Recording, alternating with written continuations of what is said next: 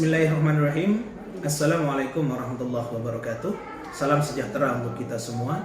Perkenalkan, nama saya Hamidi Rashid, dosen pendidikan IPS, Fakultas Ilmu Pendidikan, Universitas Islam Raden Rahmat dengan NIDN 0721088801. Pada kesempatan kali ini, saya akan menunjukkan penilaian deskripsi diri unjuk kerja Tridharma Perguruan Tinggi atau PDD UKT-PT dalam bidang pengajaran. Sesuai dengan bidang keilmuan yang saya dalami, yakni pendidikan IPS, pada penyampaian PDD UKT-PT ini saya akan menjelaskan terkait mata kuliah yang saya ampu pada program studi pendidikan IPS, yaitu mata kuliah perencanaan pembelajaran. Di sini saya akan menjelaskan terkait dengan deskripsi mata kuliah perencanaan pembelajaran, di mana mata kuliah perencanaan pembelajaran ini memiliki bobot 3 SKS. Mata kuliah ini membahas tentang konsep dasar perencanaan pembelajaran, analisis kurikulum 2013 atau kurikulum merdeka, analisis silabus pembelajaran, analisis kata kerja operasional, analisis pendekatan, strategi, metode, dan model pembelajaran, serta diakhiri dengan membuat RPP dan mempraktikkannya di depan kelas. Dalam pembelajaran mata kuliah perencanaan pembelajaran ini, kemampuan akhir yang diharapkan adalah: yang pertama, mahasiswa mampu memahami konsep dasar perencanaan pembelajaran; yang kedua, mahasiswa mampu menganalisis kurikulum 2013 atau kurikulum merdeka; yang ketiga, mahasiswa mampu memahami silabus pembelajaran; yang keempat, mahasiswa mampu menganalisis kata kerja operasional; yang kelima, mahasiswa mampu menjelaskan, menganalisis pemilihan pendekatan, strategi, metode, model, dan teknik pembelajaran; yang keenam, mahasiswa mampu membuat perangkat pembelajaran dan mempraktekkannya di depan kelas. Beberapa materi pembelajaran dalam mata kuliah perencanaan pembelajaran, diantaranya yang pertama, konsep dasar perencanaan pembelajaran; yang kedua, analisis kurikulum 2013 atau kurikulum merdeka; yang ketiga, silabus pembelajaran; yang keempat, kata kerja operasional; yang kelima, pemilihan pendekatan, strategi, model, metode, dan teknik pembelajaran; yang keenam, skenario pembelajaran; yang ketujuh, penentuan media dan sumber belajar; yang kedelapan, pengembangan bahan ajar; yang kesembilan, lembar kerja siswa; yang kesepuluh, penyusunan alat penilaian; yang kesebelas, penyusunan alat penilaian proses; yang ke-12, penyusunan alat evaluasi hasil; yang ke-13, rencana pelaksanaan pembelajaran atau RPP. Dalam pembelajaran, saya menggunakan beberapa referensi buku, diantaranya yang pertama, karangan Abidin yang berjudul SBM dan Perencanaan Pembelajaran; yang kedua, ada karangan Anderson yang berjudul Taxonomy for Learning Teaching; yang ketiga, karangan Al-Wasilah yang berjudul Pengajaran Bahasa Komunikatif; yang keempat, selain buku referensi, saya juga menggunakan jurnal atau referensi artikel ilmiah baik internasional maupun nasional yang terakreditasi. Sistem pembelajaran yang digunakan pada mata kuliah perencanaan pembelajaran yaitu berbasis online. Sistem pembelajaran online yang saya gunakan yaitu menggunakan aplikasi Zoom untuk pemaparan materi dan diskusi, Google Classroom untuk pengumpulan tugas, aplikasi Quizzes dan Kahoot untuk mengerjakan soal UTS dan UAS, dan WhatsApp Group untuk komunikasi kelas antara dosen dan mahasiswa. Model pembelajaran yang saya gunakan dalam mata kuliah perencanaan pembelajaran yaitu menggunakan model TPS atau Think Per Set yang terdiri dari 3 tahapan. Yang pertama, tahap Think atau berpikir secara individual. Proses Think Per Set dimulai pada saat saya memberikan materi untuk menggali konsep awal mahasiswa. Pada tahap ini, mahasiswa saya berikan batasan waktu atau think time untuk memikirkan jawaban secara individual terhadap pertanyaan yang akan diberikan. Dalam penentuannya, saya harus mempertimbangkan pengetahuan dasar mahasiswa dalam menjawab pertanyaan yang diberikan. Yang kedua, ada tahap pairs atau berpasangan dengan teman yang ada di sebelahnya. Pada tahap ini, saya mengelompokkan mahasiswa secara berpasangan. Di sini, saya menentukan bahwa pasangan setiap mahasiswa adalah teman yang duduk di sampingnya. Hal ini dimaksudkan agar mahasiswa tidak pindah mendekati mahasiswa yang dirasa lebih pintar dan meninggalkan teman yang di sebelahnya. Kemudian, mahasiswa mulai bekerja dengan pasangan untuk mendiskusikan mengenai jawaban atas permasalahan yang telah saya berikan. Setiap mahasiswa memiliki kesempatan untuk mendiskusikan berbagai kemungkinan jawaban secara sederhana. Yang ketiga, tahap share, berbagi jawaban dengan pasangan atau seluruh kelas. Pada tahap ini, mahasiswa dapat mempresentasikan jawaban secara perseorangan atau secara kooperatif kepada semua kelas atau keseluruhan kelompok. Setiap anggota dari kelompok dapat memperoleh nilai dari hasil pemikiran mereka. Untuk sistem penilaian, pada pertemuan pertama perkuliahan saya selalu memberikan kontrak perkuliahan kepada mahasiswa. Pada kontrak perkuliahan tersebut berisi tentang kegiatan pembelajaran yang dilakukan selama 1 semester, model pembelajaran yang akan digunakan, serta tagihan tugas yang harus dikerjakan, begitu pula dengan sistem penilaiannya. Berikut adalah skema penilaian yang saya sampaikan kepada mahasiswa. Yang pertama tentang kehadiran, sikap dan perilaku dengan bobot 10%. Yang kedua, keaktifan selama diskusi dengan bobot 10%. Yang ketiga, tugas kelompok dengan bobot 15%. Yang keempat, tugas mandiri atau terstruktur dengan bobot 25%. Yang keenam, ada UTS dengan bobot 20%. Dan yang terakhir ada UAS dengan bobot 20%. Demikianlah penjabaran terkait mata kuliah perencanaan pembelajaran. Selanjutnya, saya akan menampilkan cuplikan pembelajaran perencanaan pembelajaran pada submateri konsep perencanaan pembelajaran dengan menggunakan aplikasi Zoom.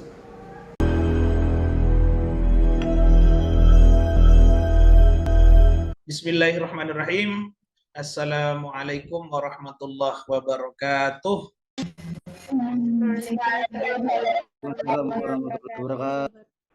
Selamat siang teman-teman semua. Bagaimana kabarnya hari ini? Masih semangat untuk mengikuti perkuliahan hari ini? Semangat, Pak. Oke, siap. Harus semangat. Hari ini kita akan kuliah tentang perencanaan pembelajaran, di mana mata kuliah ini salah satu mata kuliah yang sangat penting bagi teman-teman sekalian nanti untuk mengarungi dunia persekolahan ketika sudah lulus dari sini, atau nanti salah satu bekal kalian nanti ketika mau melaksanakan PPL. Ya, oke, seperti yang kita diskusikan minggu kemarin, kita sekarang mencoba lanjutkan tentang seberapa penting sih perencanaan pembelajaran dan bagaimana sih perencanaan pembelajaran yang harus dilakukan dan bagaimana arti sesungguhnya dari perencanaan pembelajaran sehingga itu menjadi penting. Sebelum saya menjelaskan beberapa materi tentang perencanaan pembelajaran dan sebelum saya menampilkan slide tentang perencanaan pembelajaran, saya ingin tanya dulu, kira-kira menurut kalian seberapa penting sih perencanaan pembelajaran? Silakan kalau ada yang mau menjawab. Silakan. Ya, silakan. Jadi kalau menurut saya perencanaan pembelajaran itu sangat penting karena dengan mempersiapkan dan menentukan tindakan apa yang akan dilakukan saat proses pembelajaran agar proses pembelajaran tersebut berjalan secara efektif. Oke, terima kasih Mbak Nonodiva. Silakan yang lain. Saya, Pak. Ya, silakan Mbak. Saya pentingnya perencanaan pembelajaran yaitu untuk mengarahkan guru untuk merancang sebuah metode pembelajaran yang disenangi siswa. Rancangan pembelajaran tersebut dapat divariasikan oleh guru sesuai dengan keadaan atau suasana dalam kelas. Dalam kata lain, perencanaan pembelajaran ini dapat menjadikan pembelajaran lebih sistematis. Seperti itu, Pak. Oke, terima kasih Mbak Ulil. Silakan satu lagi dari siapa? Seberapa penting perencanaan pembelajaran? Ya, silakan Dari Mas. saya, Pak. Menurut saya perencanaan pembelajaran itu sangat penting, Pak. Karena tanpa perencanaan guru tidak bisa melakukan proses pembelajaran dengan baik. Dan guru tidak memiliki gambaran tentang tujuan yang ingin dicapai. Guru juga tidak bisa menentukan arah dan cara yang dipakai dalam mencapai tujuan pembelajaran tersebut. Oke, Itu, Pak. terima kasih. Semua yang sudah diungkapkan oleh teman-teman sekalian itu benar semua, bahwa memang sejatinya perencanaan pembelajaran itu sangat vital sekali yang harus dilakukan oleh guru, karena memang apapun yang akan dilakukan oleh guru ketika sebelum memasuki ruangan kelas itu harus mempunyai perencanaan yang jelas, harus mempunyai perencanaan yang matang, yang sudah terstruktur, sehingga nanti akan mengetahui apakah tujuan pembelajaran itu tercapai atau tidak. Oke, lebih lanjutnya saya akan share screen untuk menjelaskan beberapa pengertian pembelajaran sehingga kita nanti akan lebih memperdalam. Di sini kita akan mengetahui seberapa pentingnya perencanaan pembelajaran itu, karena memang perencanaan pembelajaran itu berfungsi, kalau katanya Umar Hamalik 2001, itu ada 5 fungsi dari perencanaan pembelajaran, seperti yang diungkapkan oleh Mas Amar tadi, Mbak Hanifah, Mbak Ulil, bahwa memang salah satunya adalah memberikan guru pemahaman yang lebih jelas tentang tujuan pendidikan sekolah dan hubungan dengan pembelajaran untuk mencapai tujuan tertentu yang pertama. Jadi memang fungsinya perencanaan pembelajaran itu agar memberikan guru pemahaman yang lebih jelas tentang tujuan pendidikan. Seperti yang saya bilang tadi di pengantar itu, bahwa ketika guru merencanakan dengan baik, maka secara otomatis nanti guru itu akan bisa mengetahui sampai di mana tujuan pembelajaran bisa dicapai. Sehingga kalau guru melakukan atau melaksanakan pembelajaran atau perencanaan pembelajaran dengan baik, maka guru akan sangat tahu tujuan pembelajaran yang akan dicapai, dan nanti di akhir pembelajaran guru akan mengetahui apakah tujuan pembelajaran yang sudah direncanakan itu sudah tercapai atau belum. Itu yang pertama. Terus yang kedua, katanya Umar Hamalik itu membantu guru memperjelas pemikiran tentang sumbangan pembelajaran terhadap tujuan pendidikan. Jadi perencanaan yang tadi itu akan membantu guru untuk memperjelas atau untuk mempertegas apa sih sumbangsih pembelajaran mereka terhadap tujuan pendidikan. Yang ketiga adalah menambah keyakinan guru atas nilai-nilai pembelajaran yang diberikan dan prosedur yang digunakan. Secara otomatis ketika guru itu melaksanakan atau membuat perencanaan pembelajaran yang baik, maka guru itu juga akan bisa mempersiapkan nilai-nilai pembelajaran yang akan diberikan itu apa. Sehingga nanti di akhir ketika melakukan proses penilaian, baik proses penilaian kognitif, afektif, proses, dan segala macam, guru itu sudah bisa tertata dengan baik dan benar. Karena guru sudah merencanakannya di awal. Itu kenapa perencanaan fungsinya sangat vital sekali. Yang keempat adalah akan membantu guru dalam mengenal kebutuhan-kebutuhan siswanya. Jadi memang ketika nanti guru itu merencanakan dengan baik atau membuat perencanaan dengan baik, fungsinya adalah untuk mengidentifikasi atau mengenali kebutuhan-kebutuhan siswa atau minat siswa, sehingga nanti guru itu akan memberikan perlakuan kepada setiap siswa itu berdasarkan kebutuhan yang sudah diidentifikasi oleh gurunya.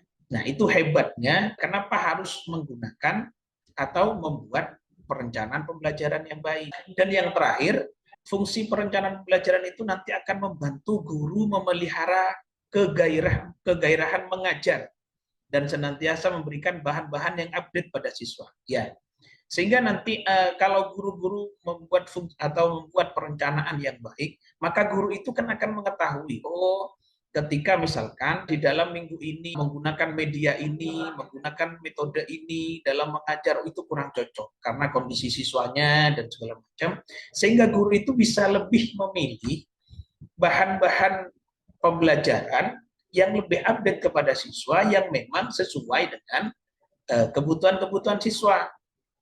Akhirnya memang salah satunya nanti semua perencanaan itu akan bermuara untuk mencapai tujuan pembelajaran yang sudah direncanakan. Untuk yang selanjutnya kita akan mengetahui apa sih manfaat dari perencanaan pembelajaran itu. Jadi selain tadi perencanaan pembelajaran itu berfungsi menurut Hamalik itu ada 5 itu tadi, perencanaan pembelajaran itu mempunyai manfaat. Setidaknya ada 6 manfaat yang akan dirasakan oleh guru maupun siswa ketika guru melaksanakan atau memberikan perencanaan yang baik dalam pembelajaran. Yang pertama memang sebagai petunjuk arah kegiatan dalam mencapai tujuan. Itu lagi. Jadi ketika guru memberikan membuat perencanaan yang jelas, yang benar, maka dipastikan nanti guru itu tidak akan keluar dari koridor yang sudah direncanakan. Jadi guru itu nanti mempunyai rules atau mempunyai jalan yang sudah mempunyai arah yang sudah ditentukan di awal. Sehingga nanti tujuan pembelajaran mudah sekali untuk diukur. Yang kedua adalah sebagai pola dasar dalam mengatur tugas dan wewenang bagi setiap unsur yang terlibat dalam kegiatan.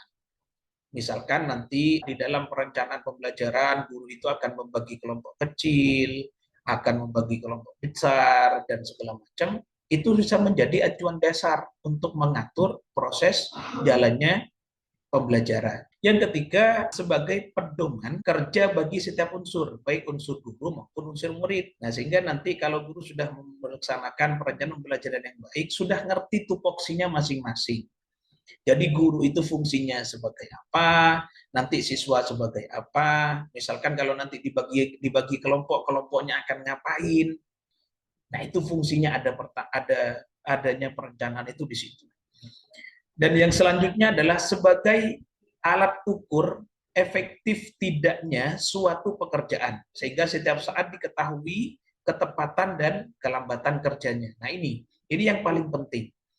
Nah, sehingga nanti guru setelah membuat perencanaan pembelajaran, dia bisa mengukur diri sampai di mana sih kesuksesannya, kelancarannya dalam pembelajaran. Yang kelima, manfaatnya adalah untuk bahan penyusunan data agar terjadi keseimbangan kerja. Nah, jadi kembali lagi bahwa ketika nanti melaksanakan perencanaan yang benar, maka secara otomatis itu akan menjadi data bagi seorang guru atau menjadi informasi yang penting bagi guru untuk terjadi keseimbangan atau balancing yang terjadi dalam proses pembelajaran. Dan yang terakhir adalah untuk menghemat waktu, tenaga, alat-alat, dan biaya. Nah, ini teman-teman sekalian, yang perlu memang diperhatikan, kenapa guru harus membuat perencanaan pembelajaran adalah karena memang nanti kita harus, atau guru harus mengetahui apa saja sih yang bisa digunakan untuk media mengajar atau dalam metode mengajar, apa saja sih? Karena setiap sekolah itu mempunyai fasilitas yang berbeda. Setiap guru mempunyai pengetahuan yang beda. Setiap guru mempunyai kemampuan yang berbeda. Sehingga dengan menggunakan perencanaan yang baik, guru itu akan menghemat tenaga. Karena guru itu sudah merencanakan terlebih dahulu, misalkan tentang alat-alat yang akan digunakan dalam pelajaran, sudah diidentifikasi dulu. Alatnya ada atau tidak, alatnya mudah atau tidak, dan segala macam.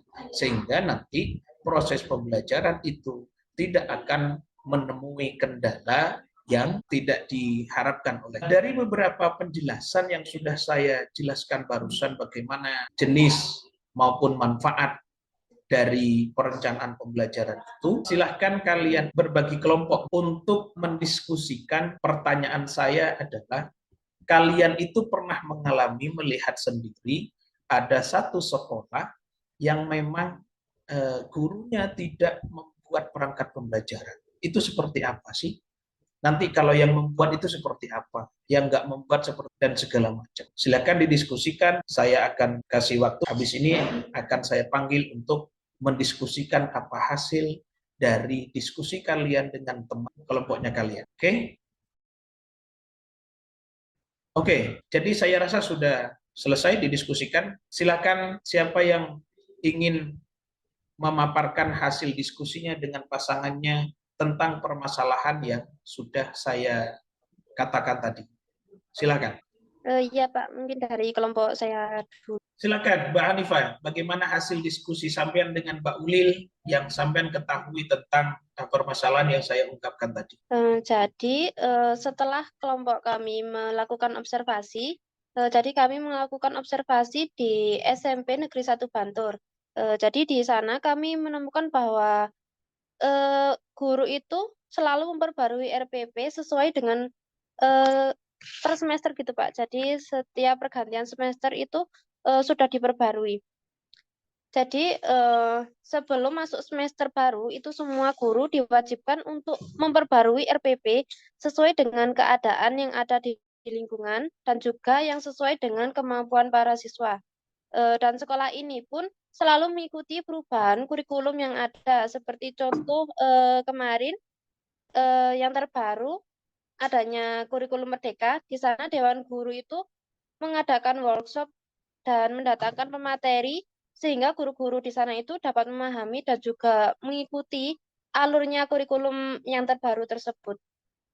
Dan rata-rata yang saya temukan di sana itu para dewan gurunya itu mengajar di setiap mata pelajarannya itu sudah linear dan sudah sesuai dengan keahliannya masing-masing seperti itu. Jadi sudah dapat dipastikan bahwa hasil pembelajarannya pun sudah bagus.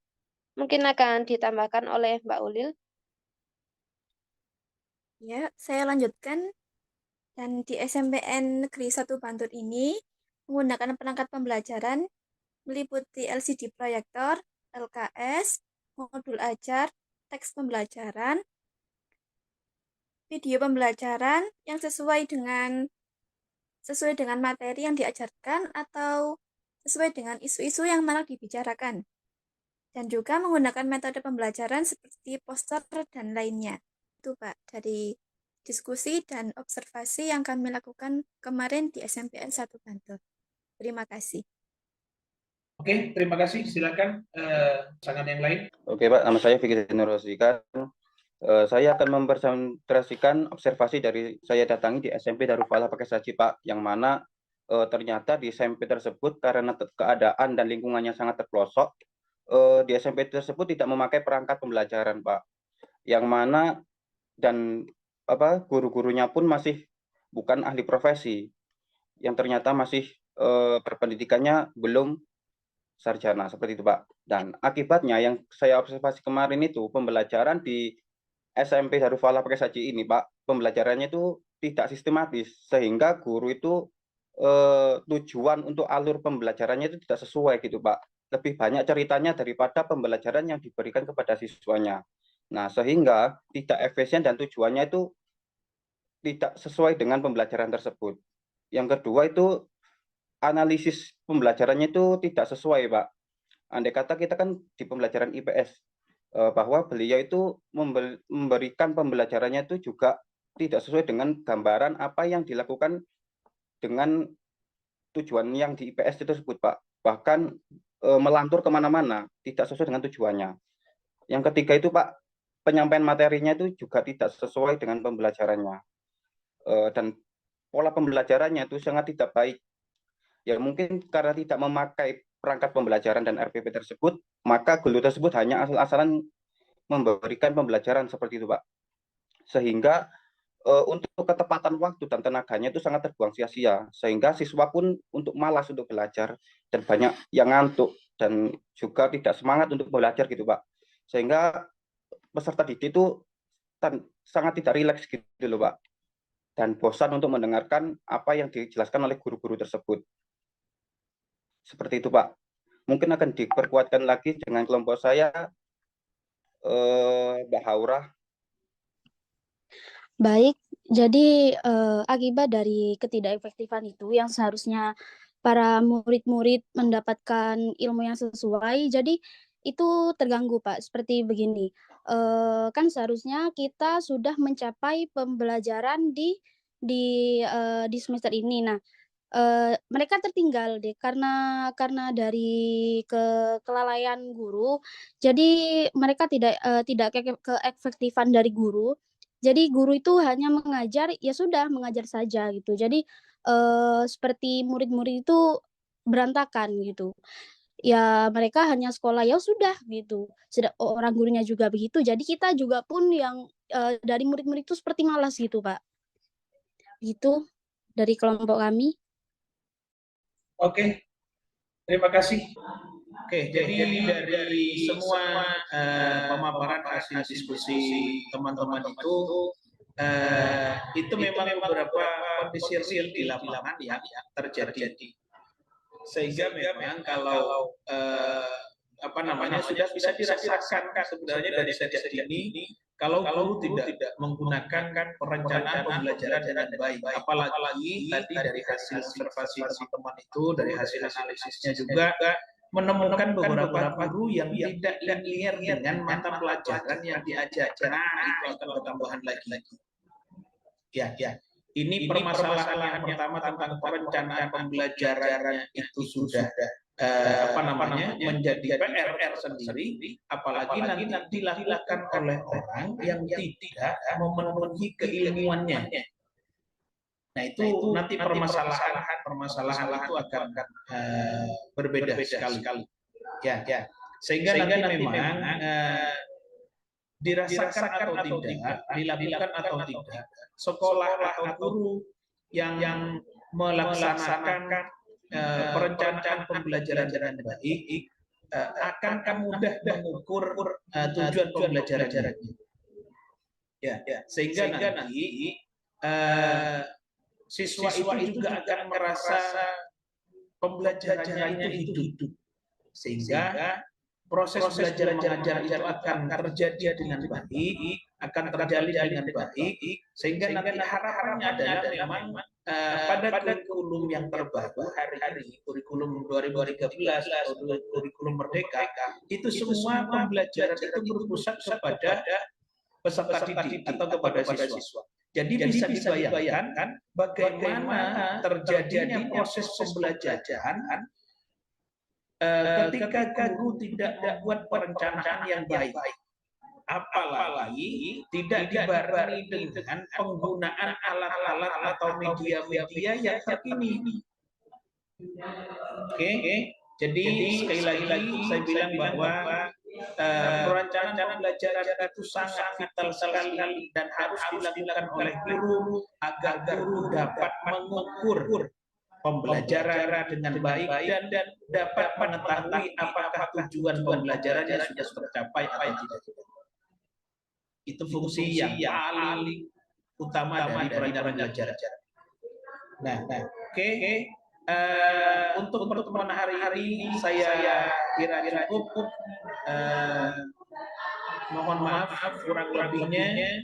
Jangan lupa nanti untuk tugas selanjutnya segera dikerjakan dan segera dikumpulkan di Google Classroom. Kurang lebihnya saya mohon maaf. Saya akhiri. Assalamualaikum warahmatullahi wabarakatuh. Demikianlah cuplikan video pembelajaran mata kuliah perencanaan pembelajaran IPS pada Prodi Pendidikan IPS Fakultas Ilmu Pendidikan Universitas Islam Raden Rahmat Malang. Semoga memberikan manfaat untuk kita semua. Kurang lebihnya saya mohon maaf. Wallahul muwaffiq ila aqwamit thoriq. Wassalamualaikum warahmatullahi wabarakatuh.